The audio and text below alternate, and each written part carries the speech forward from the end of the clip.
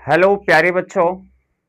आज हम देखेंगे कि जेट 2026 की परीक्षा में हम कितने नंबर लाएं जिनसे हमारा गवर्नमेंट कॉलेज या गवर्नमेंट यूनिवर्सिटी में सिलेक्शन हो जाए। सभी बच्चों की यही एक अरदास होती है कि मैं भी सरकारी कॉलेज में एडमिशन ले। कई बच्चे कहते हैं मैं यूनिवर्सिटी में जाऊं। तो आज हम वही देखेंगे पैटर्न कि कितने नंबर अपने होने चाहिए ताकि हमें गवर्नमेंट कॉलेज या यूनिवर्सिटी मिल जावे। तो आइए देखते हैं आज अपन इस वीडियो के माध्यम से। सबसे पहले मैं आपको बता दूं कि इस बार जेट 2026 के अंदर टोटल जो फॉर्म भरे गए हैं वो 39,000 फॉर्म भरे गए हैं। ठीक है, पहली बात तो है हमारे राजस्थान में गवर्नमेंट सीट कितनी है ये भी हमें जानना जरूरी है। 11,000 सीट हमारे राजस्थान में है। ठीक है, तो सर कॉलेजें कितने होंगी?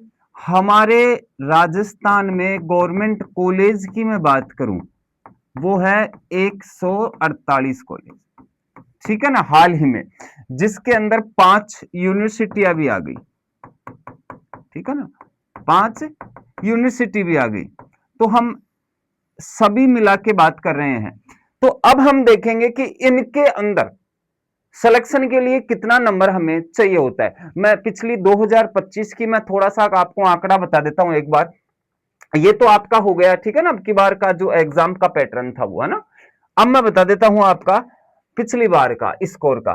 देखो पांचों जो यूनिवर्सिटियां थी, मैं आपको बात करूं पहले तो उदयपुर की मैं बात कर लूं, एमपीयूटी की। उदयपुर में कौन सी है? एमपीयूटी।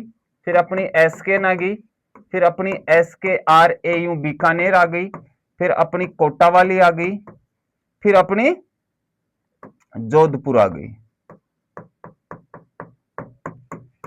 पिछली बार का जो इनका स्कोर था मैं आपको बता देता हूं एक बार हल्का सा, कितना था। उदयपुर का जो स्कोर था वो 312 था। ये नॉर्मल है, ये पेमेंट में इधर बताता हूं, ठीक है ना। एसकेएन का जो था वो 305 अपनी कट ऑफ गई थी।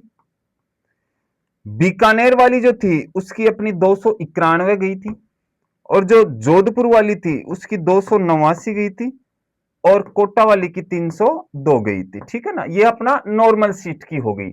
अब मैं प्राइवेट सीट की बात करता हूं। प्राइवेट सीट एमपीयूटी की 232 गई थी लास्ट टाइम तक। इसकी 259 गई थी जोबनेर के अंदर, क्योंकि जयपुर के अंदर सबसे ज्यादा जो बच्चे हैं वो जोबनेर लेना चाहते हैं। इसकी 242 गई थी। कोटा की 229 गई थी, और इसकी 242 गई थी जोधपुर वाली की।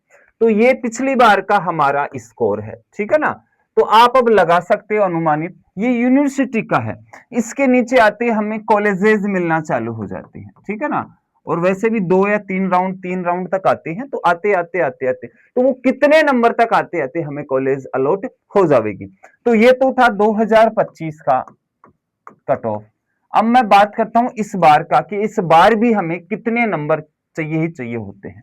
तो देखो नॉर्मली मैं बात करूं तो जो यूनिवर्सिटी है, अगर आपको यूनिवर्सिटी चाहिए बच्चा, और यूनिवर्सिटी के अंदर भी नॉर्मल सीट चाहिए, तो नॉर्मल से नॉर्मल आपके नंबर होने चाहिए 295 plus.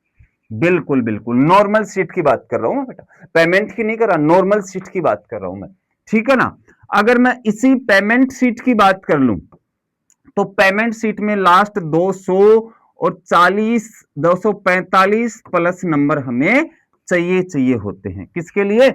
Normal sorry payment seat के लिए। तो ये तो अपने यूनिवर्सिटी का एक आंकड़ा हो गया। ठीक है ना, लास्ट में आप चाहे जितना भी स्कोर करो 300 350, अब की बार 373 था अपना फर्स्ट रैंक जेट का।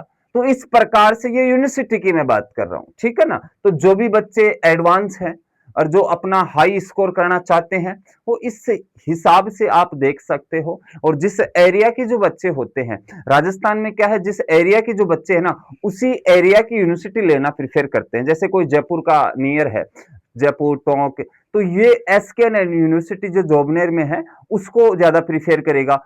कोई हाड़ौती की तरफ है तो वो कोटा वाली यूनिवर्सिटी को लेना पड़ेगा, कोई उदयपुर साइड का है तो वो एमपीयूटी के, तो वो अपने अपने लोकेशन के हिसाब से यूनिवर्सिटियों को प्रीफेर करते हैं। लेकिन फिर भी कोई सी भी यूनिवर्सिटी ले लो, 290 295 प्लस अगर आपका स्कोर जा रहा है तो ही आपको यूनिवर्सिटी मिलेगी, अदरवाइज नहीं मिलेगी।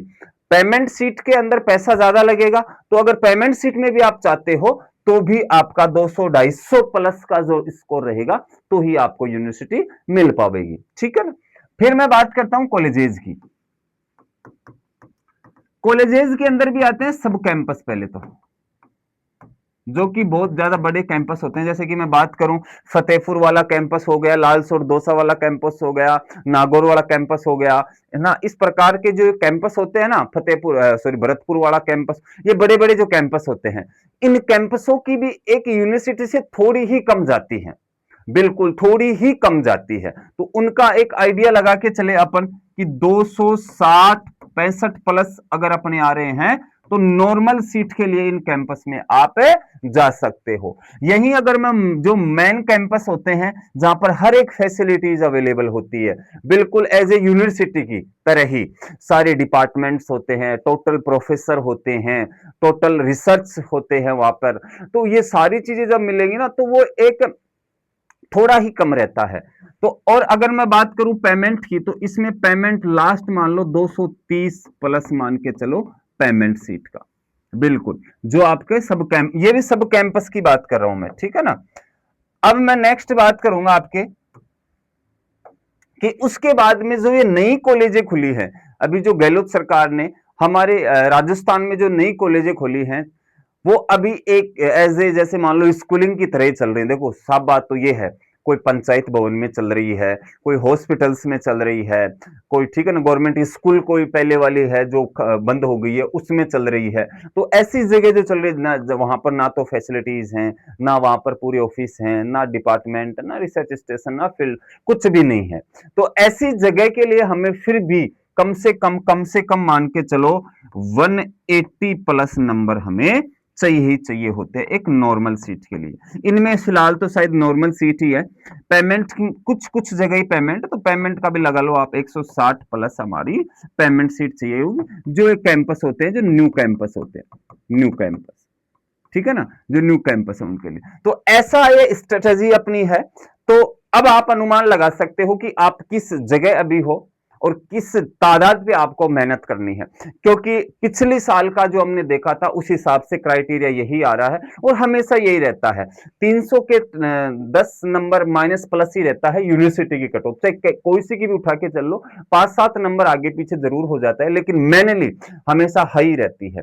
तो यही हमारा यूनिवर्सिटी का रहेगा। तो जो भी बच्चे यूनिवर्सिटी की एक गुहार कर रहे हैं कि मुझे यूनिवर्सिटी लेना है, तो आपको देख लो किस हद तक आपको मेहनत करनी पड़ेगी। आपको मिनिमम 300 नंबर तो आपको चाहिए होंगे, ठीक है ना। बाकी सब कैंपस के लिए भी 280-260 नंबर एक नॉर्मल फीस के ऊपर आप ले लोगे, क्योंकि पेमेंट में तो फिर वो काफी बजट हो जाता है, 30,000 के समथिंग, 25-30,000 उसके पेमेंट एक्स्ट्रा लगता है, तो इतना अफोर्ड नहीं कर पाते जनरली मिडिल क्लास के। तो ये रहेगा।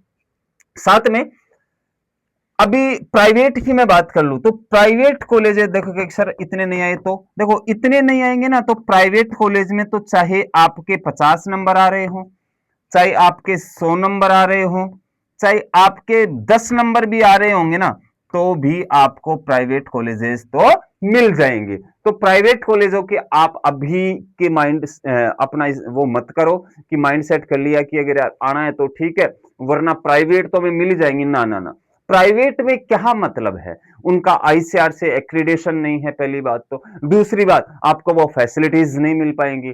तीसरी बात, वहां पर आपको इस प्रकार की प्रोफेसर वगैरह नहीं मिल पाएंगे। चौथी बात, आपका फीस भी बहुत ज्यादा लगेगा, बहुत ज्यादा फीस लगता है आजकल उनका, तो वो इतनी चीजें कर ही नहीं पाओगे ना, एक मिडिल क्लास का नहीं कर पाता है। तो क्यों ना, अपने पास मौका है, जेट की एग्जाम दो और उसके थ्रू जाओ ना, यही बात है। अब की बार तो सीट भी 11,000 कर दिया, 11,000 सीट कर दिया, तो बहुत सीट होती है 11,000, कम नहीं होती है बच्चा।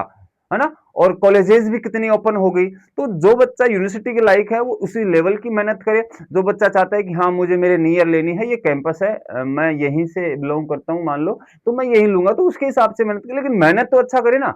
तो ये अपना पूरा एक यूनिवर्सिटी और कॉलेजेस सब कैंपस और जो प्राइवेट कॉलेजेस है उनका एक सिनेरियो रहेगा। तो अब आप देख लो, अब एनालिसिस कर लो कि आप अब कितनी अपनी कौन सी जगह पे हो, आप कौन सी सब कैंपस के लायक हो, यूनिवर्सिटी के लायक हो, कि जो न्यू कॉलेजेस खुली है उनके लायक हो, या फिर प्राइवेट कॉलेज के लायक हो, ठीक है ना। लेकिन इसमें देखो ये है कि जो अभी बच्चा 2 महीने की तैयारी कर रहा है, अभी रिसेंटली एग्जाम दिया है 12th का, तो वो बच्चा तो ज्यादा लोड भी ना ले। अगर उसका मान लो कि अच्छा सा स्कोर नहीं भी आएगा तो उसको 1 साल भी आराम से वो कर सकता है, अच्छा स्कोर कर सकता है। लेकिन जो साल भर से फाउंडेशन की तैयारी जो कर रहे हैं बच्चे, उनका तो मैं मानना चाहता हूं कि उनको तो यूनिवर्सिटी चाहिए चाहिए होगी। विदाउट यूनिवर्सिटी उनका कोई मतलब ही नहीं है ना। 1 साल गैप भी लग गया और फिर भी आप कैंपस में या फिर प्राइवेट कॉलेजों में या फिर न्यू कॉलेज में जा रहे हो तो कोई उनका सार नहीं है। तो उनके लिए तो मैं आपको प्रीफर करूंगा कि वो बच्चे तो 101% यूनिवर्सिटी ही ले, ठीक है ना। बाकी तो जो मान लो 2 महीने की भी तैयारी कर रहे हैं तो वो बच्चे तो चलो ठीक है, हम मान सकते हैं, लेकिन उनके लिए भी अब की बार अच्छा खासा समय मिल गया है। 5 मार्च को एग्जाम कंप्लीट हो गई थी, 27 जून को एग्जाम लग रहा है आपका जेट का। तो कितने महीने लग गए, कितने महीने आपको मिल रहे हैं, 3 4 3.5 महीने मिल रहे हैं ना आपको। तो इन महीनों के अंदर आपने अच्छे से प्रिपेयर किया होगा, और ये अपना जो सिनेरियो है वो गवर्नमेंट कॉलेज का रहेगा, ठीक है। और सभी बच्चों को ऑल दी बेस्ट, धन्यवाद। जय जवान जय किसान।